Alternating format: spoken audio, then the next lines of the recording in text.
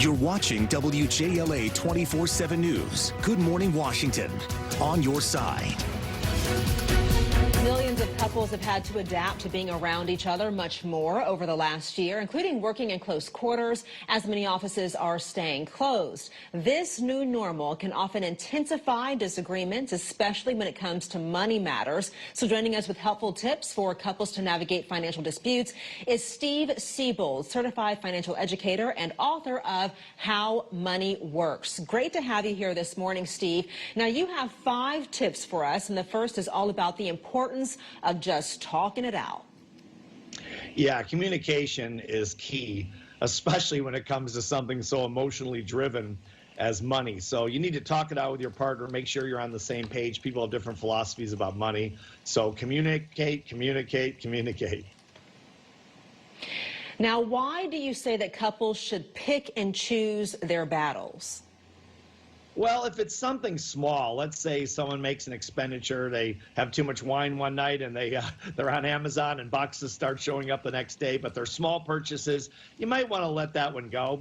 But if it's a major purchase, like an automobile or something like that, that's going to negatively impact your financial future as a couple, then you're going to want to take that fight up and make sure that that gets handled before it gets out of control. Absolutely. So what about setting aside money just for fun? Yeah, I think one of the things that a lot of people are talking about since the shutdown is that, you know, we're so tied to these material things and money, and maybe experiences are what we should be looking at, especially as couples trying to be happy together over the long term. So maybe budget some money just to spend time together and maybe go places. Doesn't have to be expensive. It's something that you can share and experience. So what do you mean when you say to never make it me versus you?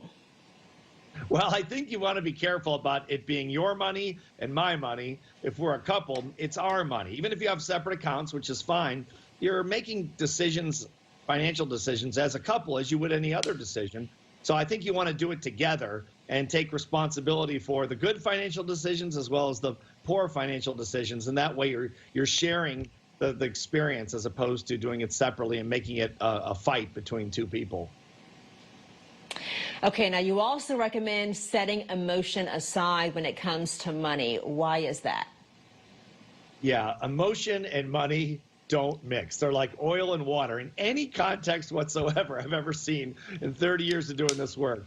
They just don't go together. You want to stay logic-based, especially when you're in a communication with your partner, and talking about money in terms of logic, looking at numbers, looking at metrics, looking at your income, looking at your expenses, and keep emotion and feelings out of it, and you'll have much greater success. Okay, where can we find your book, How Money Works? They can look at Amazon.com or HowMoneyWorks.com. All right, Steve, thank you for your time this morning. Greatly appreciated. Have a great rest of your day. Thank you. Time right now is 8:18.